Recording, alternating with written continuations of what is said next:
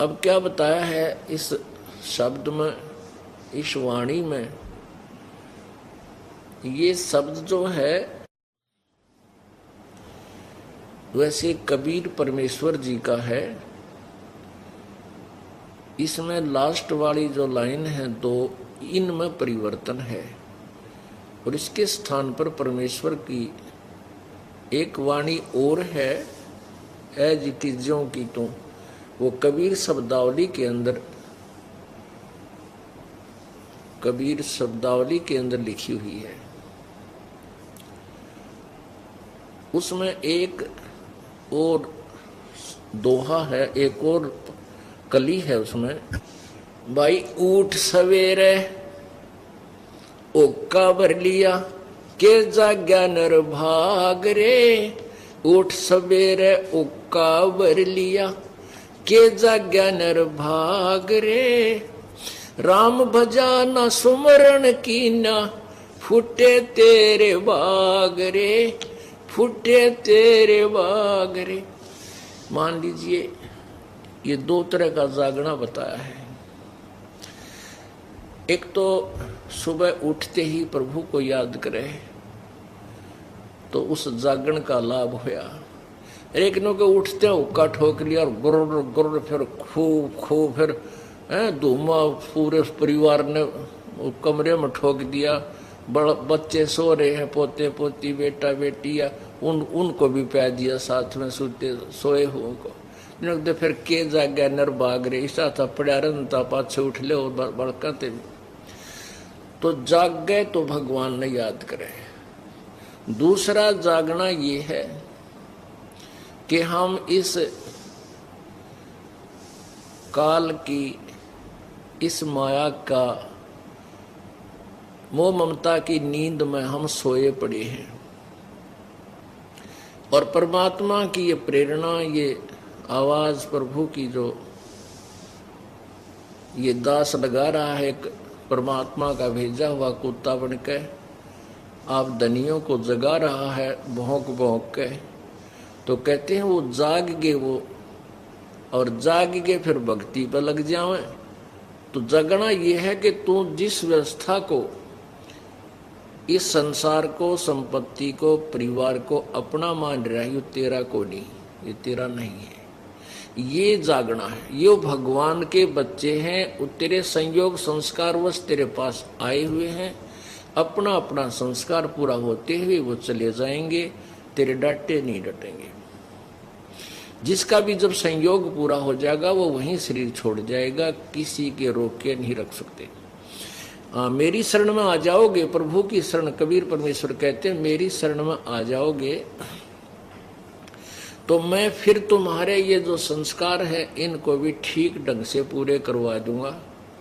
और मान लीजिए किसी बालक की मृत्यु होनी है और उसने नाम ले लिया और वो सही नियम पर रुक रहा है तो उस बच्चे को भी जीवन दे दूंगा। मेरी तो सारी ये आत्मा मेरी है, तो उसका भी कल्याण करूंगा और तुम्हारे चोट भी ना लगेगी बेटा मर गया, उनका तुम्हारा लेन देन भी ठीक करवा दूंगा। पर तुम गफलत कर जाते हो परमात्मा के चरणों में। मान लीजिए आपका ऐसा शुभ संस्कार है कि अभी कोई चोट लागनी नहीं और आप इस शरण में आ गए, आपको और लाभ गणा मिल जाएगा, क्योंकि पहला संस्कार तो अच्छा है ही है, साथ में ये मालिक का और एक्स्ट्रा ऐड मिल गई तो और गुणे सुखी हो जाओगे। फिर क्या होगा, फिर आप गफलत अवश्य करोगे। ये नियम है इस काल का, इस लोक का। और गफलत करोगे तो कितना लोक लाज में आकर कोई नियम भंग कर दोगे। और नियम भंग होने के बाद मान लीजिए कोई ऐसा बुरा संस्कार आपका आसपास था जिससे कोई घटना, दुर्घटना जबरदस्त घटनी थी, तो फिर वह घट जाएगी, वो आपका चोट लग जाएगी, क्योंकि आपने परमात्मा का जो कंबल दिया था सर्दी से बचाव के लिए वो उतार दिया, फिर नमूनिया होगा ही होगा। तो परमेश्वर क्या कहते हैं कि ऐसा जो आपको दुख निवारण नहीं करूंगा जिससे तेरा मोक्ष मार्ग में बाधा बढ़े। इसलिए परमात्मा हमें क्या याद दिलाते हैं कि तुम एक डिमांड और कर लियो। कहते सुख के माथे पत्थर पड़ो, जो नाम हृदय से जावे, बलिहारी उस दुख के जो पल पल नाम रटावे। कि हे भगवान, ऐसा सुख भी ना दिए जिससे तेरा नाम भूल जाऊं, आग लगे से सुख है। और वो दुख, ऐसा दुख भी वरदान है हमारे लिए, जो आपकी याद दिलाता रहे, रह रह के आपको याद करता रहूं। ऐसा दुख भी दिए रखना परमात्मा, कि तेरी भूल ना पड़ जाए। तो ऐसा परमेश्वर अवश्य रखेगा आपको पार करने के लिए। हमें बार बार क्या चेतावनी देते हैं परमात्मा? मन तो चल रे सुख के सागर, जहां शब्द सिंधु रत्नागर। मन तो चल रे सुख के सागर, जहां शब्द सिंधु रत्नागर। शब्द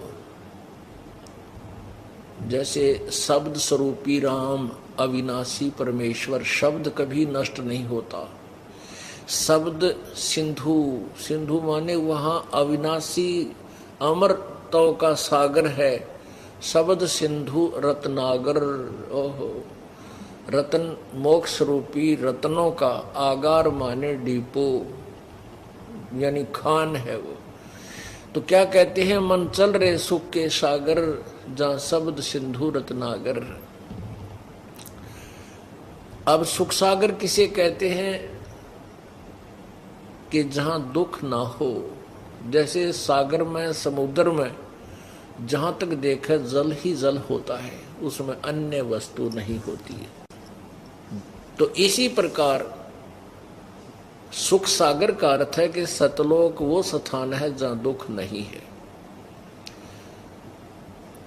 शंखों लहर मेहर की उपजे, कहर नहीं जा कोई। दास गरीब अचल अविनाशी, सुख का सागर सोई। शंखों लहर मेहर की उपजे, जैसे दिन में या 2-4 दिन में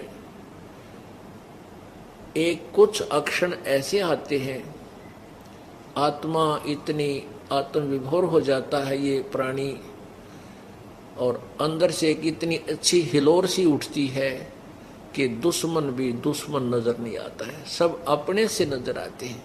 उसके प्रति भी प्यार भर आता है, लेकिन वो होता है थोड़ी सी देर का। वो जो सुख है वो बिल्कुल न्यारा है। ना वो कितनी संतान उत्पत्ति, तो वो संतान प्राप्ति से हो सकता, ना चाहे करोड़ रुपये धन मिल जाए उससे भी वो सुख वैसा नहीं हो सकता। वो शंखों लहर मेहर की उपजे, उस सतलोक के अंदर ऐसी ऐसे सुख, ऐसा ऐसा जो प्रेरणाएं हैं, हिलोर, शंखों लहर मेहर की उपजे, और कहर नहीं जा कोई। यहाँ तो वो कुछ ही अक्षरों की होती है मेहर की लहर, यानी सब पर दया आती है, और उसके बाद फिर वो ज्यों के त्यों कहर की लहर, न्यों कर दूंगा न्यों कर दूंगा। वो लड़का आज फेल हो गया, देख उसने 1 साल खो दिया, भैंस नहीं हुई, काटड़ा मर गया, यानी इस तरह के फिर वो कहर की लहर शुरू हो जाती है। यहाँ तो मच्छर से लड़े मिनट में इस पाप कर्मों के प्राणी के। तो परमात्मा ही दया करेंगे, ये तत्व ज्ञान और अपनी सत भक्ति रूपी मच्छरदानी आपको